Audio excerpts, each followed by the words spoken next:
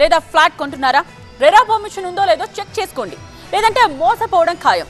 ఇది హీరో జగపతి బాబు అప్పీల్.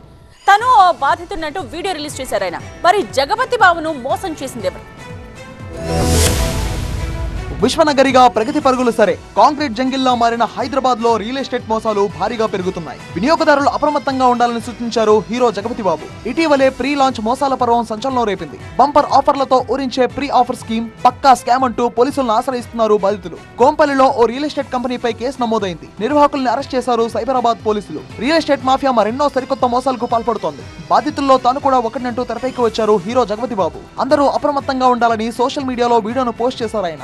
ఎవరైనా ప్రాపర్టీ కొనేటప్పుడు డాక్యుమెంట్స్ అన్ని పక్కాగా చూసుకుని కొనుక్కోవాలని సూచించారు. తనను ఎవరు ఎలా మోసం చేశారో త్వరలోనే అన్ని వివరాలు బయటపెడతా అన్నారు. రియల్ ఎస్టేట్ ఈ మధ్య మోసాలు జరుగుతున్నాయి, అందరికీ తెలుసు. సీఎం రేవంత్ రెడ్డి గారు కూడా చెప్పారు. రీసెంట్ గా నేను ఒక యాడ్ చేశాను, నన్ను మోసం చేశారు, చెక్ కూడా డిజానర్ చేశారు. చెక్ రాగానే పోస్ట్ లో అది కూడా పోస్ట్ చేసి వాళ్ళ వివరాలు మీకు చెప్తాను.